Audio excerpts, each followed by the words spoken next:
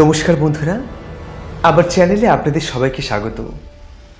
আমি আবারও চলে এসেছি আপনাদেরকে গল্পের জগতে নিয়ে যাব বলে। তো বন্ধুরা, আজ আমি আপনাদেরকে বিভূতিভূষণ বন্দ্যোপাধ্যায়ের লেখা তারানাথ তান্ত্রিকের প্রথম গল্পের বাকি অংশটুকু শোনাবো। আশা করছি আপনাদের ভালো লাগবে। তো গল্প বলার আগে আপনাদের কাছে আমার অনুরোধ, আমার বলা গল্পগুলি আপনাদের যদি ভালো লাগে অবশ্যই একটি লাইক দেবেন এবং চ্যানেলে নতুন হয়ে থাকলে চ্যানেলটিকে সাবস্ক্রাইব করে আমাদের পাশে থাকবেন এবং প্রচুর প্রচুর প্রচুর শেয়ার করে দেবেন। তো চলুন বন্ধুরা, আর দেরি না করে শুরু করা যাক তারানাথ তান্ত্রিকের প্রথম গল্পের বাকি অংশটুকু।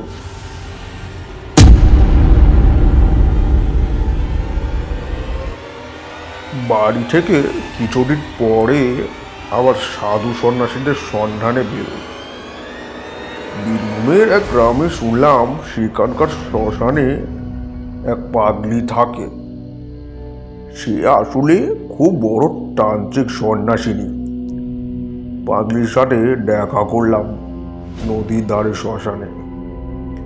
ছেঁড়া একটা কাঁটা জড়িয়ে পড়ে আছে। যেমন ময়লা কাপড় চোপড় পরনে, তেমনি মলিন চট পাকানো চুল। আমাকে দেখেই সে গেল মহা চোটে। বললে, বেরো এখান থেকে, এ বলেছে তোকে এখানে আসতে? ওর আলু টালু বিকট মলিন চেহারা দেখে মনে যে ভাব এসেছিল সেটাকে অতি কষ্টে চেপে ধরে বললাম,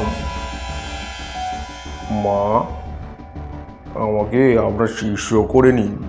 অনেক দূর থেকে এসেছি, দয়া করুন আমার ওপরে। পাগলি চেঁচিয়ে উঠে বলল, পালা এখান থেকে, বিপদে পড়বি। আঙুল দিয়ে গ্রামের দিকে দেখিয়ে বললে, যা। নির্জন শ্মশান। ভয় হলো ওর মূর্তি দেখে। কি জানি মারবে টারবে নাকি। পাগল মানুষকে বিশ্বাস নেই।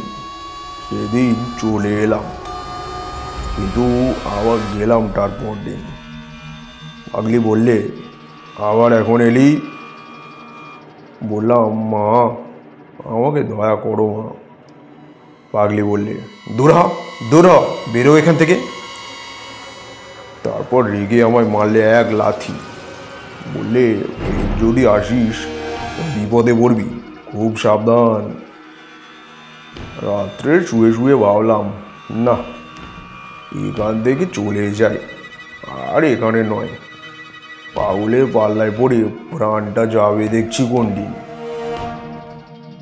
শেষ রাত্রে স্বপ্ন দেখলাম পাগলি এসে যেন আমার সামনে দাঁড়িয়েছে। সে চেহারা আর নেই, মৃদু হাসি হাসি মুখ।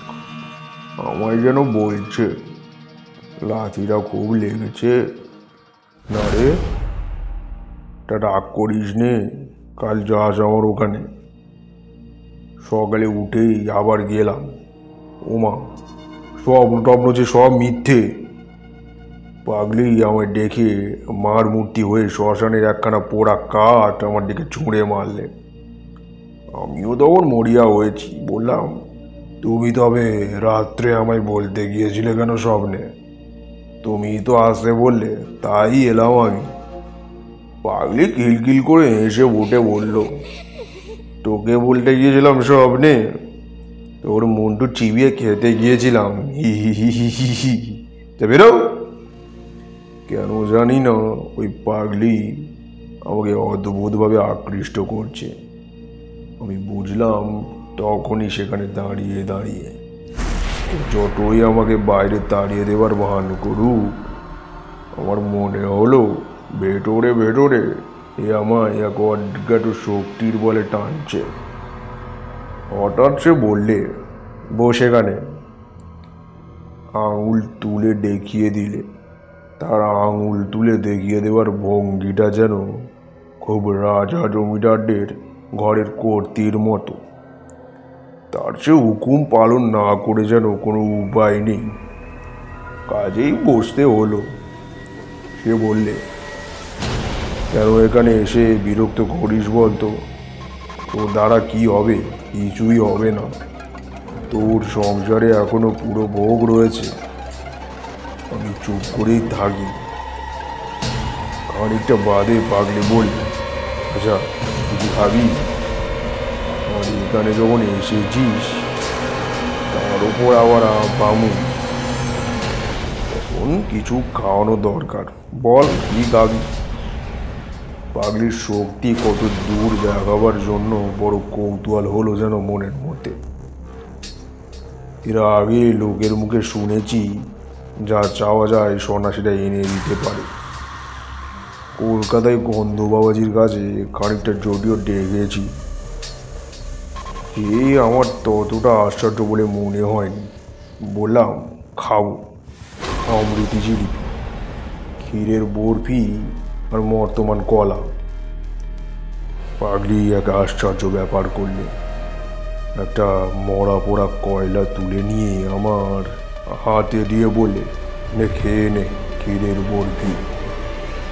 আমি তো অবাক, ইতস্তত করছি দেখে সে পাগলের মতো ঘিল ঘিল করে একরকম অসম্বদ্ধ হেসে হেসে বললে, খা খা, ক্ষীরের বরফি খা। আমার মনে হলো এ তো দেখছি পুরো পাগল, কোনো কাণ্ডজ্ঞান নেই। এর কথায় আমার মরা পড়ানো কয়লা মুখে দেবে, ছি ছি। কিন্তু আমার তখন আর ফেরাবার পথ নেই। অনেক দূর এগিয়েছি, দিলাম সেই কয়লা মুখে পুড়ে যা দাগে কপালে। পরক্ষণেই থু থু করে সেই বিশ্বাস চিতার কয়লার টুকরো মুখ থেকে বার করে ফেলে দিল। পাগলি আবার গিলগিল করে হেসে উঠল। রাগে দুঃখে আমার চোখে তখন জল এসেছে। কি বোকামি করেছি এখানে এসে। এই পাগল ছাড়া কিছু নয়, বদ্ধ উন্মাদ পাড়াগাঁয়ের ভূতেরা সাধু বলে নাম রটিয়েছে। পাগলি হাসি থামিয়ে বিদ্রুপে সুরে বলল, খেলি রাবড়ি, বর্তমান কলা। পেটুক কোথাকার, পেটের জন্য এসেছো শ্মশানে আমার কাছে? দূর হ জানোয়ার, দূর হ। আমার ভয়ানক রাগ হলো। আমার নিষ্ঠুর কথা আমায় কখনো কেউ মুখের ওপর বলেনি। একটুও কথা না বলে আমি তখনই সেখান থেকে উঠে চলে এলাম। বললে বিশ্বাস করবে না, আবার সেদিন শেষ রাত্রে পাগলিকে স্বপ্নে দেখলাম। আমার শিওরে দাঁড়িয়ে হাসি হাসি মুখ করে বলছে, রাগ করিস নি, হাসিস আজ, রাগ করে না। কি এখনো পর্যন্ত আমার সন্দেহ হয় পাগলিকে স্বপ্নে দেখেছিলাম না জাগ্রত অবস্থায় দেখছিলাম। যা হোক, জেগে উঠে আমার রাগ আর রইল না। পাগলি আমায় জাদু করলে নাকি। গেলাম আবার দুপুরে। এবার কিন্তু তার মূর্তি ভারী প্রসন্ন। বললে, আবার এসেছিস দেখছি, আচ্ছা নাচোর বান্ধা তো তুই, সাহস আছে? ঠিক যা বলবো তাই করবি? বললাম আছে, যা বলবে তাই করব। দেখো না পরীক্ষা করে। সে একটা অদ্ভুত প্রস্তাব করলে। সে বললে, আজ রাত্রে আমায় তুই মেরে ফেল, গলা টিপে মেরে ফেল, তারপর আমার মৃতদেহের উপর বসে সাধনা করবি। নিয়ম বলে দেব, বাজার থেকে মদ কিনে নিয়ে আয়, দুটো চাল ছোলা ভাজা। মাঝে মাঝে আমার মৃতদেহ হাঁ করে বিকট চিৎকার করে উঠবে যখন, তখন আমার মুখে এক ডোক মদ আর দুটো চাল ভাজা দিবি।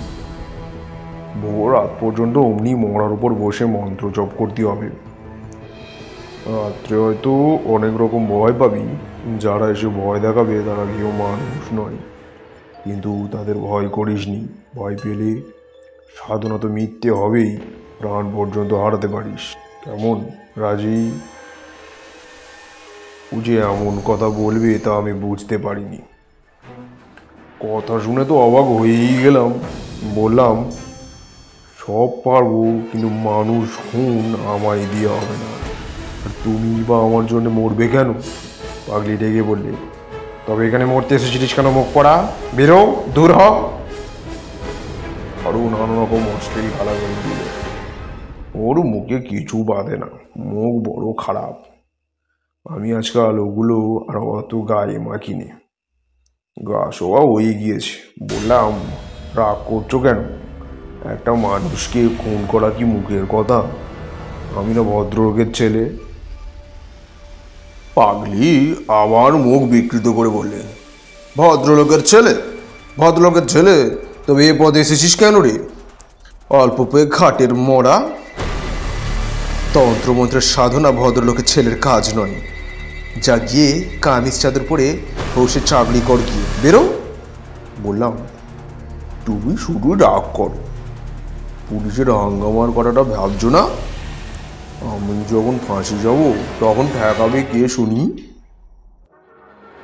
মনে মনে আবার সন্দেহ হলো, না, নিতান্তই পাগল, বদ্ধ উন্মাদ।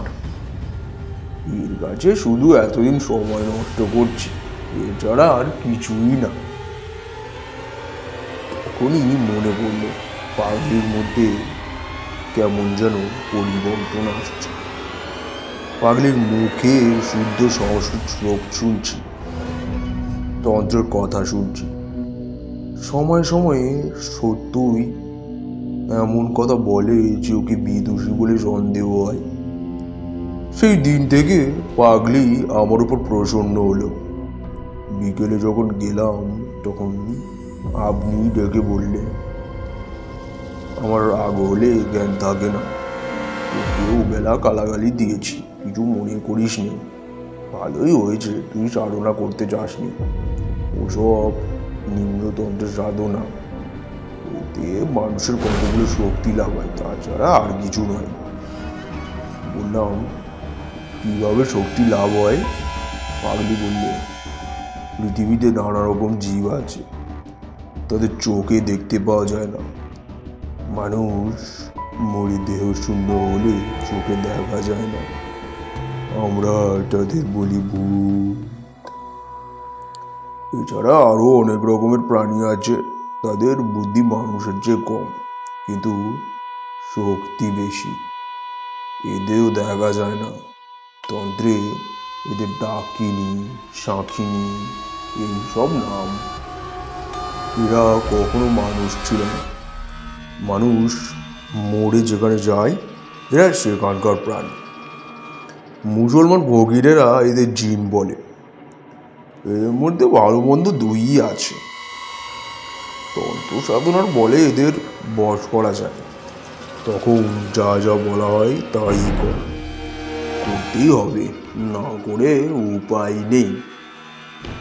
কিন্তু এদের নিয়ে খেলা করার বিপদ আছে। অসাবধানে তুমি যদি হয়েছ, তোমাকে মেরে ফেলতে পারে। অবাক হয়ে ওর কথা শুনছিলাম, ওসব কথা আগে কখনো শুনিনি। ওর মতো পাগলের মুখে এইসব কথা সাজে, আর যেখানে বসে শুনছি তার পারিপার্শ্বিক অবস্থা ওই কথা উপযুক্ত বটে। গ্রাম্য শ্মশান, একটা বড় তেঁতুল গাছ, আর একদিকে কতগুলো শিমুল গাছ। 2-4 দিন আগের একটা চিতার কাঠ কয়লার একটা কলসি জলের ধারে পড়ে রয়েছে। কোনো দিকে লোকজন নেই। অজ্ঞাত সারে আমার গা যেন শিউরে উঠল। পাগলি তখনও বলে যাচ্ছে অনেক সব কথা, অদ্ভুত ধরনের কথা। এক ধরনের দেবতা আছে, তন্ত্রে তাদের বলে হাকিনী। তারা অতি ভয়ানক জীব, বুদ্ধি মানুষের চেয়ে অনেকটা কম। দয়ামায়া বলে পদার্থ নেই তাদের, পশুর মতো মন, কিন্তু তাদের ক্ষমতা সবচেয়ে বেশি। এরা যেন প্রেতলোকের বাঘ ভাল্লুক।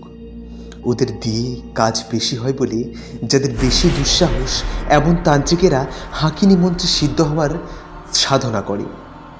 হলে খুবই ভালো, কিন্তু বিপদের ভয়েও পদে পদে।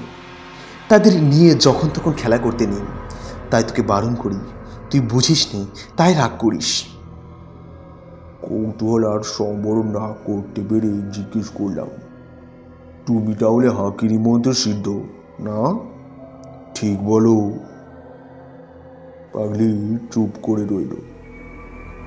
আমি তাকে আর প্রশ্ন করলাম না। বুঝলাম পাগলি এ কথা কিছুতেই বলবে না। কিন্তু এ বিষয়ে আমার কোনো সন্দেহ রইল না। পরদিন গ্রামের লোকে আমাকে পাগড়ির সম্বন্ধে অনেক কথা বললে, আপনি এখানে যাবেন না ঘন ঘন। পাগলি ভয়ানক মানুষ, ওর মধ্যে এমন শক্তি আছে আপনার একেবারে সর্বনাশ করে দিতে পারে। গাঁটাবেন না মশাই, গায়ের কোনো লোক ওর কাছে মরতেও গেছে না। বিদেশি লোক মরা পড়বেন শেষ পর্যন্ত। মনে মনে ভাবলাম, কি আর আমার করবে, যা করার তো করেছে, তার কাজে না গিয়ে থাকবার শক্তি আমার নেই। তারপরে একদিন যা হলো তা বিশ্বাস করবেন না। একদিন সন্ধ্যের পরে পাগলির কাছে গিয়েছি, কিন্তু এমনভাবে গিয়েছি পাগলি না টের পায়। পাগলির সেই বটতলায় গিয়ে হঠাৎ অবাক হয়ে দাঁড়িয়ে রইলাম। বটতলায় পাগলি বসে নেই, তার বদলে একটি ষোড়শী বালিকা গাছের গুঁড়িতে ঠেস দিয়ে সামনের দিকে চেয়ে রয়েছে। চোখের ভুল নয় মশাই, তখন আমার কাঁচা বয়স, চোখের ঝাপসা দেখার কোনো কথাই হয় না, স্পষ্ট দেখলাম। ভাবলাম তাই তো, এ আবার কি এলো, যাই কি না যাই। এক পায়ে গিয়ে সংকোচের সঙ্গে জিজ্ঞেস করলাম, মা, তিনি কোথায় গেলেন? মেয়েটি এসে বলল, কে? সেই তিনি এখানে থাকতেন। মেয়েটি খিলখিল করে হেসে উঠে বলল, মরণ, কি তোর নামটাই বল, নাম বলতে লজ্জা হচ্ছে নাকি? আমি চমকে উঠলাম। সেই পাগলি তো, সেই হাসি, সেই কথার বলার ভঙ্গি। এই ষোড়শী বালিকার মধ্যে পাগলি রয়েছে লুকিয়ে, সে এক অদ্ভুত আকৃতি, ভেতরে সেই পরিচিতা পাগলি। মেয়েটি হেসে ঢলে পড়ে আর কি, বললে, এসো না, বসো, আমার পাশে বসো, লজ্জা কি? আহা, আরও অত লজ্জার দরকার নেই, এসো। হঠাৎ আমার বড় ভয় হলো। মেয়েটির রকম সম আমার একেবারে ভালো মনে হলো না। তাছাড়া আমার দৃঢ় বিশ্বাস হলো এই পাগলি আমায় কোনো বিপদে ফেলার চেষ্টায় আছে, ফিরে চলে যাচ্ছি। এমন সময় পরিচিত কণ্ঠের ডাক শুনে থমকে দেখলাম। দেখি বটতলায় পাগলি বসে আছে, আর কেউ কোথাও নেই। আমার তখনও ভয় যায়নি। ভাবলাম, আজ আর কিছুতেই এখানে থাকবো না, যাই ফিরে যাই। পাগলি বললে, এসো বসো। বললাম, তুমি ওরকম ছোট মেয়ে শুয়েছিলে কেন? তোমার মদ্যপানা কি বলো দেখি। পাগলি বললে, মরণ, ঘাটের মরা আবল তাবল বকছে। বললাম, না, সত্যি কথা বলছি, আমায় কোন ভয় দেখিও না, যখন তোমায় মা বলে ডেকেছি। পাগলি বললে, শোন তবে, তুই সেরকম নোস, তন্ত্রের সাধনা তোকে দিয়ে হবে না, অত সাধু সেজে থাকার দরকার নেই। থাক, দু একটা কিছু দেব, তাতেই তুই কড়ি খেতে পারবি। একটা মরা চাই, আসবে শিগগিরই, অনেক মরা এই ঘাটেই আসবে, ততদিন অপেক্ষা কর। কিন্তু যা বলে দেব তাই করবি। রাজি আছিস? সব সাধনা ভিন্ন ভিন্ন হবে, এমনটা নয় কিন্তু। তখন আমি মরিয়া হয়ে উঠেছি। আমি ভীতু লোক ছিলাম না কোনো কালে, তবুও কখনো মরার উপর বসে সাধনা করবো এ কল্পনাও করিনি। কিন্তু রাজি হয়ে গেলাম পাগড়ির প্রস্তাবে। বললাম, বেশ, তুমি যা বলবে তাই করব, কিন্তু পুলিশের হাঙ্গামার মধ্যে যেন না পড়ি, আর সবটাতে রাজি আছি। একদিন সন্ধ্যার কিছু আগে গিয়েছি, সেদিন দেখলাম পাগলির ভাবটা যেন কেমন কেমন। ও আমায় বললে, একটা মরা পাওয়া গিয়েছে, চুপি চুপি এসো। জলের ধারে একটা পুকুর, বড়, গাছের শেকড় জলের মধ্যে অনেকখানি নেমে গিয়েছে। সেই জড়ানো পাকানো জলমগ্ন শেকড়ের মধ্যে একটা 16-17 বছরের মেয়ের মোড়া বেঁধে আছে। কোন ঘাট থেকে ভেসে এসেছে বোধ হয়। ও বললে, তোল মোড়াটা, শেকড় বেয়ে নেমে যা, জলের মধ্যে মোড়া হালকা হবে, ওকে তুলে শেকড়ে রেখে দে, ভেসে না যায়। তখন কি করছি কিছুই জ্ঞান ছিল না। মরার পরনে তখনও কাপড়, এই কাপড় জড়িয়ে শেকড়ের মধ্যে আমাকে বিশেষ বেগ পেতে হলো না, অল্প চেষ্টাতেই সেটা টেনে তুলে ফেলিলাম। পাগলি বলল, মরার উপর বসেই তোকে সাধনা করতে হবে, ভয় পাবি নাই তো? ভয় পেয়েছে কি মরেছে? আমি হঠাৎ আশ্চর্য হয়ে চিৎকার করে বলে উঠলাম। মরার মুখ তখন আমার নজরে পড়েছে। সেদিনকার সেই ষোড়শী বালিকা, অবিকল সেই মুখ, সেই চোখ, সেই কান, কোনো তফাৎ নেই। পাগলি বলল, চেঁচিয়ে মরছিস কেন? উফ, আপদ! আমার মাথার মধ্যে কেমন গোলমাল হয়ে গিয়েছে তখন। পাগলিকে দেখে তখন আমার অত্যন্ত ভয় লাগছে। মনে মনে ভাবলাম, এ অতি ভয়ানক লোক দেখছি, গায়ের লোক ঠিকই বলে, কিন্তু ফিরবার পথ আমার তখন বন্ধ। পাগলি আমায় যা যা করতে বললে সন্ধ্যে থেকে আমাকে তাই তাই করতে হলো। সব সাধনার অনুষ্ঠান সম্বন্ধে সব কথা তোমায় বলবারও নয়। সন্ধ্যার পর থেকেই আমি সবের ওপর আসন করে বসলাম। পাগলি একটা অর্থশূন্য মন্ত্র আমাকে বলল, সেটাই জপ করতে হবে অনবরত। আমার বিশ্বাস হয়নি যে এতে কিছু হয়। এমনকি ও যখন বললে, যদি কোনো বিভীষিকা দেখ তবে ভয় পেও না, ভয় পেলেই মরবে, তো কোনো আমার মনে বিশ্বাস হয়নি। রাত্রি দুপুর হলো ক্রমে, নির্জন শ্মশান, কেউ কোনো দিকে নেই, নিরন্ধ্র অন্ধকারে দিক বিদিক লুকিয়েছে। পাগলি যে কোথায় গেল আমি তা আর দেখিনি। হঠাৎ একটা শিয়াল ডেকে উঠল নদীর ধারে একটা কাপড় ঝোপের আড়ালে। শিয়ালের ডাক তো কতই শুনি, কিন্তু সে ভয়ানক শ্মশানে একটা টাটকা মরার উপর বসে শিয়ালের ডাকে আমার সর্বাঙ্গ শিউরে উঠল। ঠিক সঙ্গে সঙ্গে একটি ব্যাপার ঘটল। বিশ্বাস করা না করা তোমার ইচ্ছে, কিন্তু তোমার কাছে মিথ্যে বলে আমার কোনো স্বার্থ নেই। আমি তারানাথ জ্যোতিষী, বুঝি কেবল পয়সা। তুমি আমাকে 1 পয়সা দেবে না, সুতরাং আমার কাছে মিথ্যে বলতে যাবো কেন তোমার কাছে শুধু শুধু। শিয়াল ডাকার সঙ্গে সঙ্গে আমার মনে হলো শ্মশানের নদীর জল থেকে দলে দলে সব বউ মানুষেরা উঠে আসছে। অল্প বয়সী বউ, মুখে ঘোমটা টানা, জল থেকে উঠে এলেও অথচ কাপড় ভিজে না, দলে দলে 1টা 2টো 5টা 10টা 20টা। তারা সকলে এসে আমার ঘিরে দাঁড়ালো। আমি এক মনে মন্ত্র জপ করছি, ভাবছি যা হয় হবে। একটু পরে ভালো করে চাইতে গিয়ে দেখি আমার চারপাশে একটা বউ নয়, সব কররা পাখি। বীরভূমে নদী যথেষ্ট হয়, 2 পায়ে গভীরভাবে হাঁটে, ঠিক যেন মানুষের মতো। এক মুহূর্তে মনটা হালকা হয়ে গেল। তা বল হরি হরি পাখি। চিন্তাটা আমার সম্পূর্ণ শেষ হয়নি।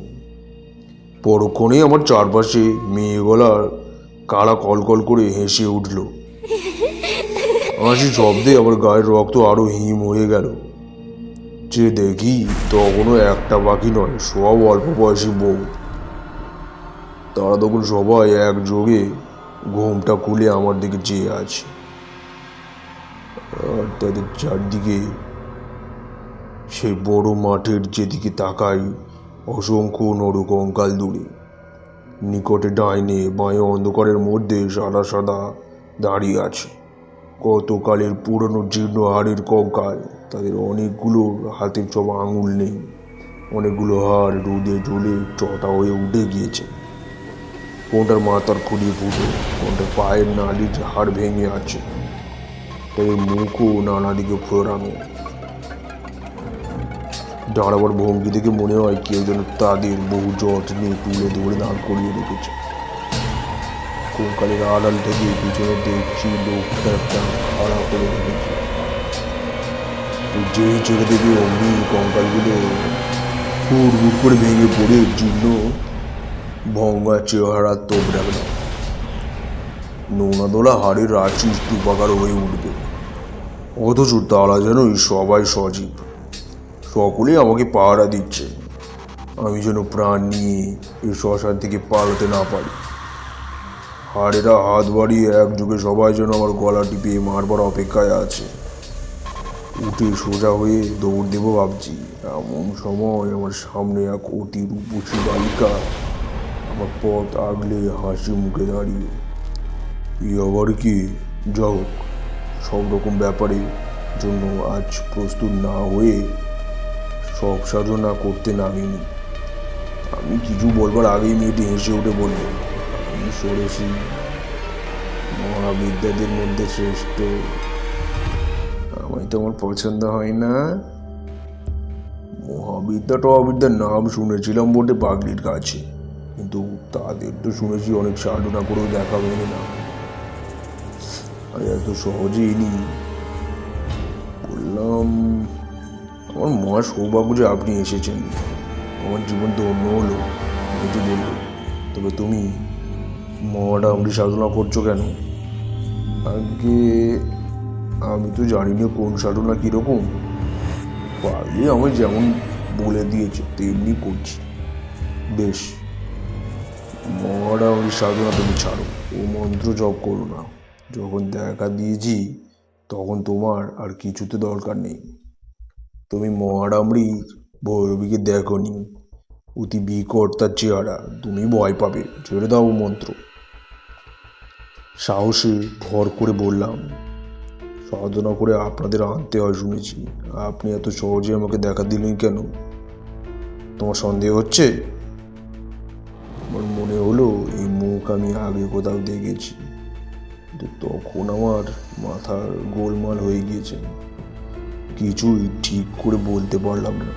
বললাম, সন্দেহ নয়, কিন্তু বড় আশ্চর্য হয়ে গিয়েছি। আমি কিছুই জানি না কে আপনারা, যদিও অপরাধ করি মাফ করুন, কিন্তু কথাটার জবাব যদি পাই। বালিকা বললে, মহাডামরিকে চেনো না? আমাকেও চেনো না? তাহলে আর চিনে কাজ নেই। এসেছি কেন জিজ্ঞেস করছো? তিবক পথের নাম শোনি তন্ত্রে? প্রচণ্ড দলনের জন্য এই পথে আমরা পৃথিবীতে নেমে এসেছি। তোমার মন্ত্র দিবক পথে সারা শিখে গেছে, তাই ছুটে দেখতে এলাম। কথাটা ভালো বুঝতে পারলাম না, ভয়ে ভয়ে বললাম, আমি কি খুবই পাষণ্ড?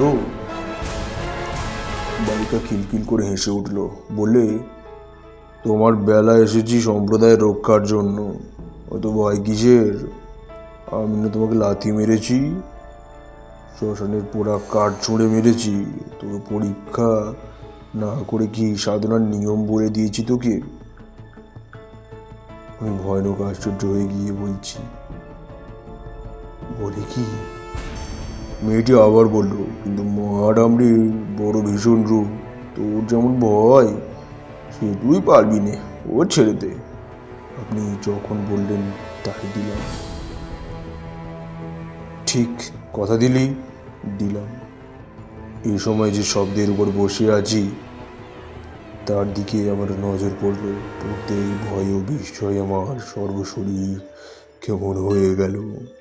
শব্দের সঙ্গে সম্মুখের ষোড়শী রূপসীর চেহারার কোনো তফাৎ নেই। একই মুখ, একই রং, একই বয়স। বালিকা ব্যাংকের হাসি হেসে বলল, চেয়ে দেখছিস কি? আমি কথার উত্তর দিলাম না। কিছুক্ষণ থেকে একটা সন্দেহ আমার মনে ঘনিয়ে এসেছিল, সেটা মুখে প্রকাশ করে বললাম, কে আপনি? আপনি কি সেই শ্মশানের পাগলি নাকি?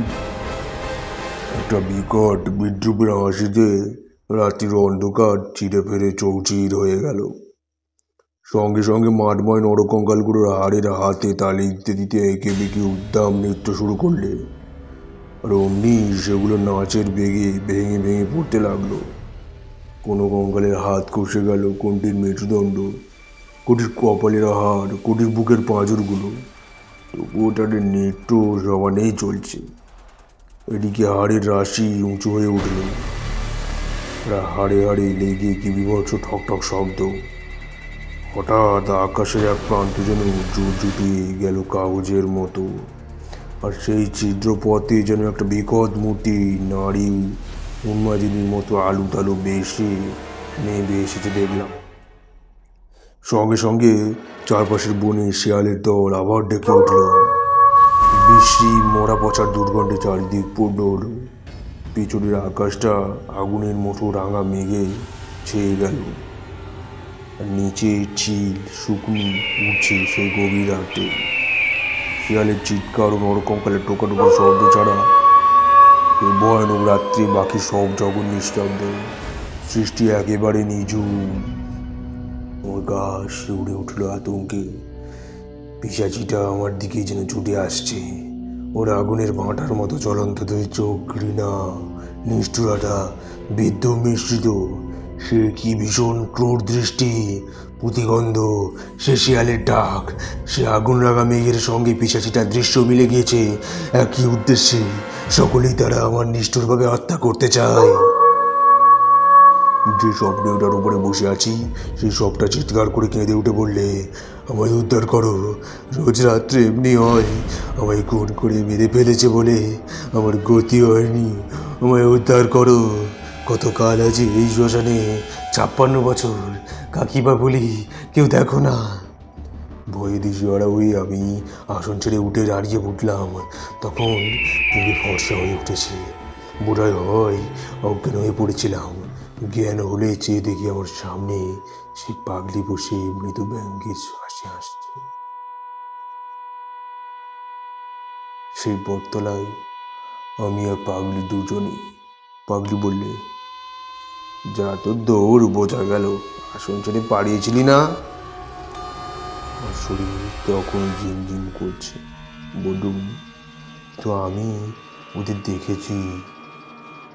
তুমি যে ষোড়শী মহাবিদ্যার কথা বলতে তিনি এসেছিলেন।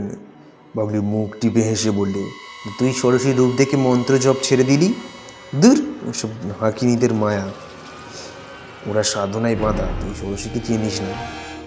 শ্রী ষোড়শী সাক্ষাৎ ব্রহ্মশক্তি, এবং দেবী ত্রক্ষরী তু মহাষোড়শী সুন্দরী। কাহাদি সাধনা ভিন্ন ভিন্ন, তুষ্ট হন না। কাহাদি উচ্চতন্ত্রের সাধনা, তুই তার কি জানিস? সব মায়া। আমি সন্দিগ্ধ সুরে বললাম, তিনি অনেক কথা বলছিলেন যে।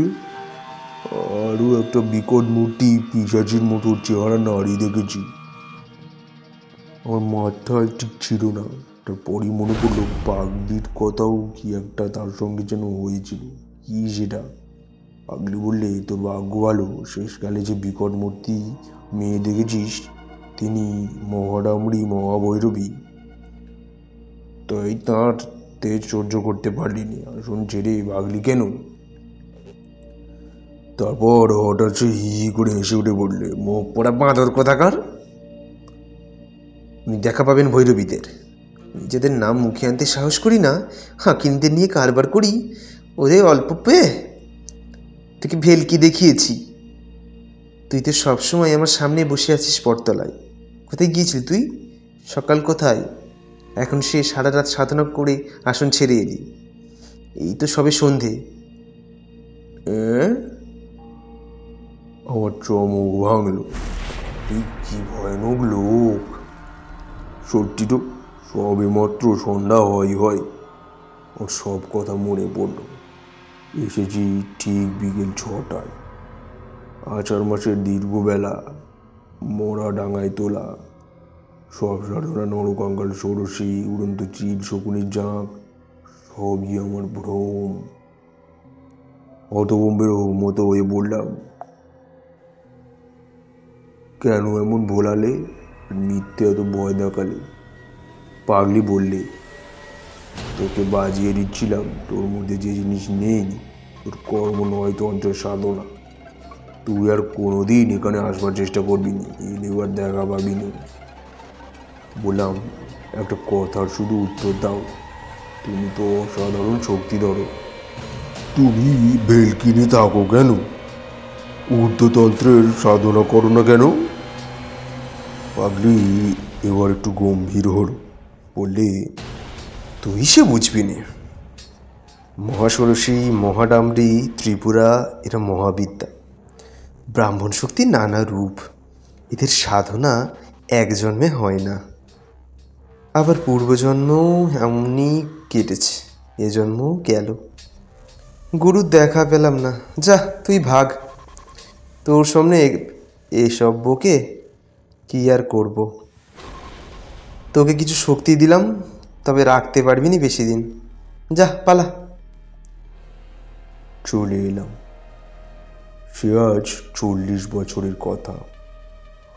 আর যায়নি, ভয়েই যায়নি। পাগড়ির দেখাও পাইনি আর কোনো দিন। তখন চিনতাম না, বয়স কম ছিল। এখন আমার মনে হয় যে পাগলি সাধারণ মানবই নয়, সংসারে কেউ ছিল না সে। লোক চক্ষুর আড়ালে থাকবার জন্য পাগলি সেজে কেন যে চিরজন্ম শ্মশানে মশানে ঘুরে বেড়াতো, সে তুমি আমি সাধারণ মানুষ সে কি করে আর বুঝবো। যাক সেসব কথা। শক্তি পাগলি দিয়েছিল, কিন্তু রাখতে পারিনি। ঠিকই বলেছিল, আমার মনে অর্থের লালসা ছিল, তাতেই গেল। কেবল ওই চন্দ্র দর্শন এখনো করতে পারি। তুমি চন্দ্র দর্শন করতে চাও? এসো, চিনিয়ে দেব 2 হাতের বুড়ো আঙুল দিয়ে। আমি দেখলাম তারানাথের বকুনি থামবে না যতক্ষণ এখানে আছি। উঠিয়া পড়িলাম। বেলা 12টা বাজে। আপাতত চন্দ্রদর্শন অপেক্ষাও গুরুতর কাজ বাকি। তারানাথের কথা বিশ্বাস করিয়াছি কিনা জিজ্ঞেস করিতেছেন। ইহার আমি কোনো জবাব দিব না। তো বন্ধুরা, তারানাথ তান্ত্রিকের প্রথম গল্প এখানেই শেষ হলো।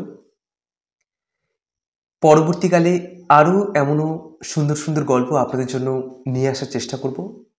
আশা করব আপনাদের সবারই খুব ভালো লাগবে। তো বন্ধুরা, এতক্ষণ গল্পটি শোনার জন্য আপনাদেরকে অনেক অনেক ধন্যবাদ। দেখা হচ্ছে আবারও পরের কোনো গল্প নিয়ে। নমস্কার।